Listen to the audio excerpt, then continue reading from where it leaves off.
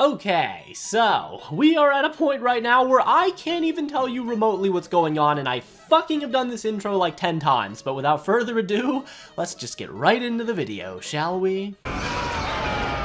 What a great start to some amazing Thanksgiving games. I mean, good shit, Roger. Clap it up. I love what you did on Thursday, man. And Packers-Lions was a super fun game. The Packers started off the game aggressive and finished it that way too, while the Lions, well, they started out by having their center Tristan Colton step on Jared Goff and rolled up on Amon-Ra, who now has an ankle sprain and is going to be out for a bit. Oh, and I guess if I want to be an asshole, Frank Ragnow, remember him from the last couple of seasons of this, TV show of Detroit Lions football? Well, he came back to the team, so there we go. That's how you solve the center issue, and honestly, I'm all for it, but it turns out the dude has a grade 3 hamstring strain. His leg was literally snapped in half when he took his physical. Like, how the fuck was he able to even go get coffee on a day-to-day basis? Anyways, the game, like I said, was fun. It was back and forth, and we might be in a world where the Lions miss the playoffs. I mean, the Detroit Lions and the Kansas City Chiefs, and then the Patriots and Niners are living examples of, hey, sometimes it doesn't matter if you're actually better than some teams. If your schedules are just tough enough, you're gonna miss the playoffs. And the Lions are in some shit. They kept up with the Packers really well, but that's now 2 games in a row where the Lions defense has just crumbled. That's 30 points per game basically allowed over the last 2, including a game versus the Giants. And Jordan Love had a 124 passer rating with 4 touchdowns, and all credit to him and Matt LaFleur, because shit, LaFleur might have coached his best game of the year. He was uber aggressive, and I'm starting to wonder if maybe he was holding Jordan Love back to some extent this season, which is insane, because he's still top 5 in success rate. And with Green Bay going 3 for 3 on 4th down, including 2 of the biggest plays of the game, and after Jameson Williams' drop, it was over. And I mean, this was an amazing win for the Packers, but surely you don't let the Bears win the fucking NFC, right? Come on now, that cannot happen. Yep. Well, it actually happened. I mean, I predicted this game correctly. I literally said, yeah, the Chiefs are the better team, but it's not gonna matter because this is just not Kansas City's year. And I think I finally understand what's wrong with this fucking team. Because, like, it's not Mahomes. He's been otherworldly for the most part. Like, what am I going to complain about him getting 4 touchdowns and a 140 passer rating? He was throwing dimes all game long. But the drops, the penalties, and I mean, in this one, they had 10 penalties. Dallas had 5 first downs from penalties. The Chiefs had 0, and on 3rd down alone, most importantly, remember, this is a solid Chiefs defense overall, but on 3rd down since week 8, the Chiefs have the worst defense in the NFL, allowing opponents to convert on 3rd down 53% of the time, no matter how far away they are. That's just not winning football. And in this one, Dallas was able to just overwhelm them. If you can't buy a few possessions versus Dak, CD, and Young Boy, you're going to lose the game. And the Chiefs just played undisciplined football. But to be honest with you, I felt like these teams, again, like the Colts game last week, were evenly matched. But it's the little things, man. The Rashee Rice drops, the Pickens fumble that he got right back, as the Chiefs continue to show the rest of the league that one unlucky play can change a game. And in this one, and all season long, the luck just hasn't been there. But this is karma for last year, right? I mean, they got historically lucky last year. It's just so funny that this Chiefs team is better than the Chiefs team of last year, and they're not going to make the playoffs. But shit, man, Dallas is elite on offense, and they might sneak in, but they're going to need some help from other teams, because winning out is probably not going to happen. So listen, I said it before, but I'm just going to assume Lamar's hurt, because what the fuck, man? What is going on with this guy? He just played the worst game he's played since, like, his 2nd MVP season. I don't have confidence in him to take over a game anymore, and this was versus the fucking Bengals. They had 4 turnovers, 3 fumbles, including a pick, and just, hey man, I mean, it's a tale as old as time. Nobody beats the Ravens like the Ravens. They probably would have been in this game if Baltimore's offense did something, but they didn't. Like I said, they had a fumble out of the end zone, Lamar just dropped the ball, and even when they did stuff, the receivers either dropped it or fucked it up also. Derrick Henry was like the only one doing things until the O-line just decided to OD on the field. I don't know, man. Shit was just a rough watch for Baltimore. But since he got Joe Burrow back, and their own delusions of playoff hopes are apparently back. I mean, we did this shit last year, man. It's fucking over. Stop having hope. But I guess with the way the AFC North is looking, they can win the division at fucking 7-9, but I think they're just ruining their own tank. But Joe Burrow looked sharp out there, and if we're being realistic, this Baltimore-Pittsburgh game is gonna be huge. I swear to fuck, if Pittsburgh wins the division at 9-8, I'm gonna be upset. But before we continue, I gotta talk to you about something very special and the partner of this video, Clover. So Clover is an earned wage access app, not a loan app, and it lets you access up to $400 before payday. There's no credit card check, no interest, and no hidden fees ever. So that sets them apart and makes them very unique in that aspect. And honestly, the peace of mind of knowing I could grab cash instantly when I needed it was game-changing. You can use it for pretty much anything too. Car repairs, groceries, rent, all of which has become very important for me, and whatever life throws at you when your wallet is empty, well, Clover's there for you to help, and they're very, very consistent and reliable. But the transparency is what I love most. As I said before, there's no credit card checks, no interest, but also no late fees. And if you want your advance instantly, you can pay a small express fee, but there's also no monthly membership fee required just to use it. So if you ever get hit with an unexpected expense and you're short on cash, then access up to $400 with no credit check or late fees with Clover, and you can click the link in the description or the pinned comment to access that. And also a little disclaimer, not all users will qualify, and advances range from $25 to $400, averaging about an advance of $160. So express transfer fees may also apply, but also, like I said before, link is in the description and the pinned comment to check it out. So thanks to Clover for sponsoring this video, and without further ado, let's get back to the video. Well, I called this shit 2 weeks ago, man. I mean, I'm sorry. You guys that are panicking now are just way too late. I was panicking in week 1, all right? I made a TikTok being like, guys, I don't think I've ever seen worse play calling in my life, and I got tomatoes thrown at me because they'll figure it out, right? But no, I'm just gonna gloat a bit for a second because this team has fallen off a cliff and landed into a bed of toxic bacteria, infested, dirty seawater, and they're drowning. So the Bears knew their only path to victory in this game was the run, which is insane. I mean, this is exactly what Ben Johnson envisioned in the offseason. When he assembled the offensive line with Thuney and the guys, he had this late November, December style of football in mind, and they fucking executed. Monungai, dog. Swift, dog. Darnell Wright turned into a fucking prime lunch lady out there. The man was serving up pancakes with a side of syrup and honey, and whew, it was crazy. It's so weird. This is an Eagles team that is defined by their trenches play, and the Bears just destroyed them at their own game. Their O-line and D-line got mauled by Chicago, and they also had 83 yards of offense in the first half, so there's that. But that's par for the course at this point. I mean, this game was a blowout. Don't let the score fool you. Dennis Allen called a great game, and Kevin Patullo is almost at a third grade reading levels. That's good, but it's just the same shit. Everything is so unexplosive, so uncreative with this offense, and the Eagles let the Bears get the #1 seed in the NFC. Like, what the fuck? The Chicago Bears! What are we doing here? And as much as I still consider them frauds, does it matter? I mean, everyone is a fraud, so I don't know, man. This was a really impressive win, and shit, the Bears might just win the Super Bowl. Who fucking knows? And this is the most rushing yards Philly has given up since 1973, and got fucking dominated. It's great, man. So let's let the collapse continue, Philly. I'm enjoying myself. Why are you like this? Do you see why I was worried about the Rams still? I meant it when I was, losing my mind, even after they won versus the Niners.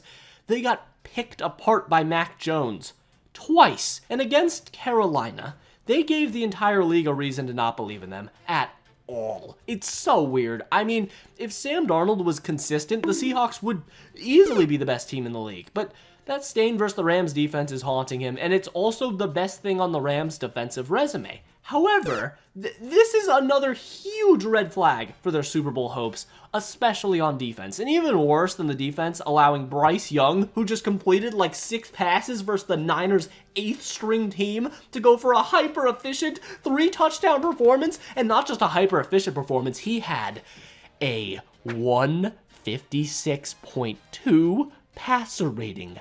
Near perfect. Fucking unacceptable. Shit, maybe the Niners are the best team in the NFL with my backup plumber at middle linebacker. This shit is ridiculous. Why, LA? Why can't we just have something normal happen this year so we can all comfortably have a title favorite? Fuck it, alright. And sorry, let me calm down for a second. Stafford was bad too. He got his 28 straight touchdown passes record, so good for him, but then he threw 2 picks, 1 bad one, including a pick 6, and he's selling his MVP. He's probably still gonna get it, but it's just unfortunately for him, Derek Brown is good at football. And the Rams came back in the 3rd quarter with a huge performance of -3 yards. Fuck yeah. And from there, the Panthers made enough plays. Emmanuel Forbes finally channeled his inner commander and got shredded on the 2 most important plays of the game. And just like that, the trap game was complete. I'm fucking done with the Panthers, bro. How do you look so incredibly incompetent and shit versus the Niners and then come and just defeat the best team in the league? I don't understand, man. Fuck it. The Panthers are winning the Super Bowl, aren't they? How do the Falcons keep lowering the bar when they're already 8 feet into the cement? I don't care that you have injuries. You're playing the Tyrod Taylor, John Mechie 2025 Jets, and this team with fucking Aaron Glenn still outcoached you. I mean, there's just no fucking world where Raheem Morris keeps his job into 2026, let alone past Wednesday, right? But I've been saying clean house, and I'm assuming they will, at least after the year, but I mean, this game was fucking crazy. The Falcons, despite their bullfuckery, do feature the talent of one Bijan Robinson, and boy howdy can he run forward at times to an above average extent. But then, they let the Jets back into the game. The Jets scored, Falcons 3 and out, Jets 3 and out, Falcons drop 2 easy passes, Jets get it back again, they then get 2 false starts, and because fuck it, why not, they wheeled Nick Folk out onto the field. And this is a guy who made a Pro Bowl the same year he kicked against the 2007 Patriots, and he knocked down a near 60-yard field goal. And the Jets fucking won. I just can't with this bitch-ass team, man. Atlanta had 400 yards, and Tyrod Taylor could barely crack 170 after getting like 4 possessions in the last 5 minutes, and they lost to the New York Jets, but I ran out of energy and patience with them weeks ago, so I don't care at this point. Shit, Atlanta's threatening our tank, but at least the Jets are staying away from the #1 pick, so that's good. And he missed it!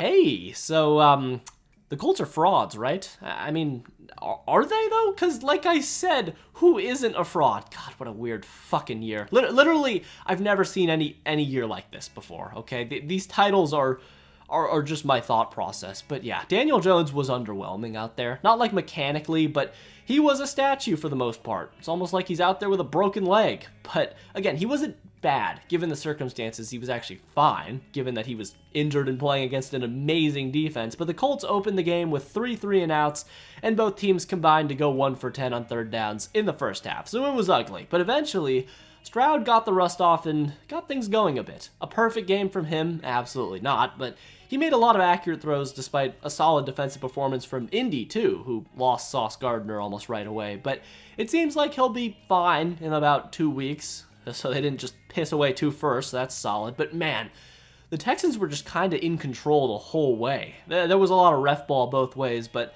they've got to be the toughest team in football to beat when they're playing from ahead. Their defense is just ruthless. Will Anderson is a demon, and hey, I guess I got to give credit to Nick Caley. Didn't think I'd be doing this, but he was just adequate in this one, which is enough for the most part. And I like the Nico Collins flip for a touchdown, but Woody Marks got hurt on a hip drop, so that's not great for them. But the Colts are just free-falling, and maybe trading 2 firsts for Sauce was not the move, but fuck it, honestly, in a year like this, they have the same chances to win the title as, like, the fucking Cardinals, which is the same as every team in the league. So I guess, you know, I get it, but clean it up, Indy, please. I'm fucking tired of fucking losing! Ah, yes, another installment of Cleveland Browns football. I'm so excited to see Quinton Judkins have 20 carries for 51 yards and for Jerry Jeudy to fight a teammate on the sideline, and for Kevin Stefanski to make about 4 of the most smooth-brained decisions you'll ever see, with one of them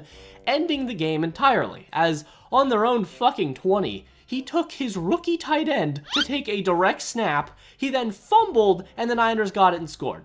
Fucking brilliant, man. But of course, it's the Browns, so the defense got them more chances, but it's also the Browns, so the special teams fumbled twice and ended the game. So yeah, I don't know what else to say. There was one fucking pass attempted over 20 yards in this game, and it was by Shedeur Sanders, who again did not look good out there. But hey, man, the Niners have to lock in, okay? Because it's not going to get easier for them. After the bye week, they get the Titans.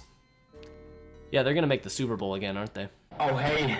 Do you know how funny it'd be if the Dolphins made the playoffs? Like, don't get me wrong, this team still sucks. And in this one, they honestly should have lost to the Saints. New Orleans didn't cross the 50 all first half, and the one time they did, Tyler Shuck decided to throw his worst pass as a Saint, and it was a pick right back to Miami. But Miami just did enough, barely, to beat a bottom 3 team, which sucked, man. I mean, if the Saints could have punched in that touchdown at the end, our tank would be looking so much better. But yeah, the Finns won, so there's that. I feel like historically in all of my recaps ever, I've definitely talked about the Cardinals the least out of any team, because they don't do anything interesting. Shit, and even when they do, I'm laughing at them, but I can't laugh at them when they constantly do this. This is the norm. So yeah, when you play Arizona, you can fucking throw a touchdown to Tristan Wirfs, why not? And the Bucks, again, like in Miami, did enough to beat a bad team. But Tampa has to worry about Carolina now, who literally will flip a coin and either will be the 85 Bears or the 2025 Titans. So can't wait for that matchup in week 16 and 18. Tampa's got to lock in though, they really do. I almost forgot to write about this game. I didn't even bother tuning in past the first quarter because there wasn't a game past the first quarter, but what's just insane is that in the last 1,107 days, which is a lot of days if you can do the math, the Titans have 10 total wins. The same as the Broncos this year, who are not a particularly great team, so it's just fucking crazy, man. I mean, I'm gonna make a video on this team because they are one of the worst football teams I've ever watched. Their incompetence needs to be studied. I can't even begin to describe the horrors that Max Brosmer must have faced in this game.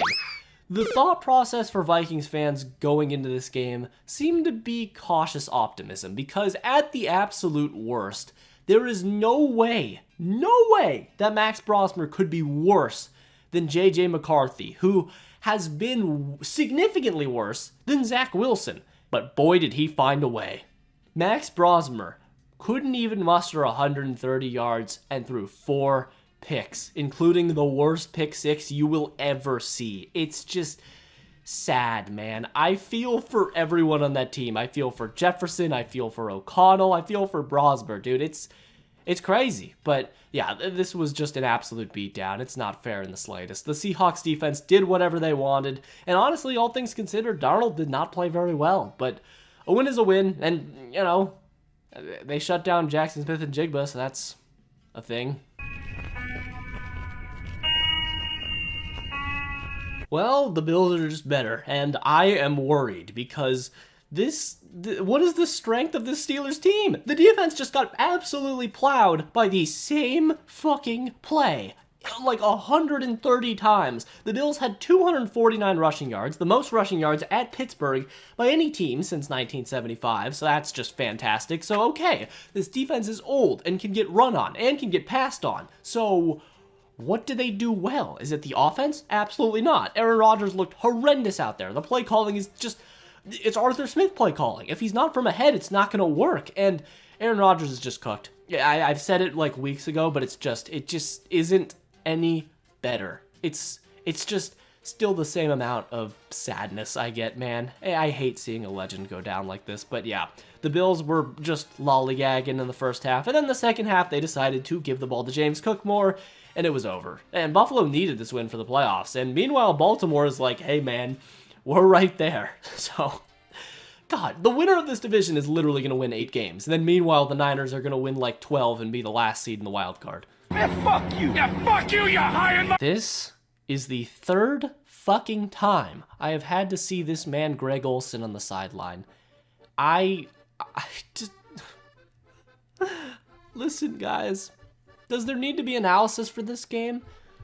No, there doesn't. I will be honest, though, like, I tuned in, I mean, the game was on. I was watching the game. It was on in the background while I was writing this fucking script, but I looked up and I was like, oh shit, we got a pick on the goal line. There we go, Kaibu. And then I tuned back in for a split second, and then another normal Raiders play happened. So then I went back to snorting uranium on my bathroom floor. It's just the same, man. It's just, I just want to say that, like, I just have never been uninvested to this level in any Raider season. And I said that last year, but it actually got worse. Like, I just don't care. No one on this team cares. The coaching staff does not want to be there. They're all just the Walking Dead. They know they're going to be fired. So if everyone on that team does not have a will to win, why should I even tune in to watch? And that's where I'm at right now. My loyalty is always going to be there, but it's just such a boring blend of football that there's no point. There's no point. I just don't understand how I didn't notice. I did not expect this game to be as great as it was, but holy shit, it was amazing. Well, ignoring the first half, but like, that's fine. That's honestly like a standard for great games this year, but all things considered, this is a top 5 game of the season, and it is much needed because Sunday Night Football has been lacking for a bit, but the Commanders were playing their hearts out. Like, this team was just doing everything they could to try and win. I can't even blame the Broncos that much. I mean, Bo Nix made a lot of mistakes as per usual. He wasn't bad by any means, and for his season-long standards, I guess he was pretty good, but the Commanders just, like I said, played with heart. Mariota was great out there, and the Broncos defense did well. It was just Mariota making plays, like I said. So is this a weakness for Denver that's being exposed or something like that? Probably not. Like, we know they can be exploited to some extent, but like I said, dude, just this was the best performance of the Commanders' season, given all their injuries. Pound for pound, they played with more heart than any game all season, and Treylon Burks' catch was ridiculous. The throw to Debo to get him to score, and then you forget this team is tanking. And with a chance to send it to overtime and potentially tie, the Commanders went for the win, and they didn't get it. So I really respect the greater vision for the tank. But yeah, the Broncos win another game versus a terrible team. So take that for what you will. Well, I mean, is there anything to really discuss about this game? I'm just going to be honest with you. I'm being a little quieter. It's a little late. But yeah, I didn't watch this game live. I tuned into the highlights, and the Patriots were winning by like fucking 30. So yeah, man, this is actually like a whole different MVP ball game now. Drake Maye is right there. If Stafford shits himself again and Drake Maye pops off, it might happen. But yeah, the Patriots just continue to take advantage of an easier schedule, yes, but at the same time, like, this is what good teams do. They beat the crap out of bad teams. So what, are you going to give them crap for it? No, just a solid win for the Patriots. And if they keep it up, they're going to be scary. But before we continue, you know what time it is. It's time for the TubFrog Discord Awards, where I turn to you, the people, to see what you thought were the best and worst plays and players from Week 13. And without further ado, let's begin, because I asked what you thought the best play was from Week 13, and there were a ton of options, but it went to Treylon Burks mossing Riley Moss for a touchdown. It was not really a moss, more of just an insane catch, but yeah. Play of the year, potentially. And then I asked what the worst play was from Week 13, and this overwhelmingly went to Younghoe Koo kicking the dirt. I've never seen anything like this, and it's just absolutely shocking that Max Brosmer didn't win it, but at the same time, also makes sense. And then I asked what the best game was from Week 13, and this easily went to Broncos versus Commanders. Just insane that it even... I can't believe that game was actually good, but it was amazing. Then I asked what you thought the worst game was from Week 13, and this went to, I guess, the entire afternoon slate, which is, you know, disrespectful to the Raiders game. That was an all-timer. But then I asked who the best team was from Week 13, and this easily went to the Panthers, who are just flip-flopping week in, week out. We know the drill with them. And then I asked who you thought the worst team was from Week 13, and it went to the Vikings, who, like, I mean, I guess win this, but dude, I don't know. The Ravens lost to the Bengals by like fucking 25. Like, really? Whatever. And then I asked who you thought the best player was from Week 13. Went to Bryce Young, man. Bryce Young, one of the rare winners of both the best and worst player award, and he might do it twice in the same season. And then I asked who you thought the worst player was from Week 13, and Max Brosmer just put up prime Caleb Toon numbers. It was something magical out there from him. And then, for the final question, I asked what your favorite Thanksgiving leftover was, and it went to mac and cheese. The people chose well, and hey, man, all I'm saying is I made a mean mac and cheese, man. It was some good leftovers. But Anyways, if you like this video, then subscribe, because I got a lot of channels on the video, just like this one, or something like that. That's the usual TubFrog outro, right? I'm tired. It's really late at night. If you like this video, then watch this video I did a few weeks back on the 2023 NFL Draft and what is even going on with it nowadays. It's pretty good, trust me. And thanks to all my patrons for pledging tiers. Early preview for the Cardinals documentaries on there right now. Go check it out if you want. But anyways, until next time.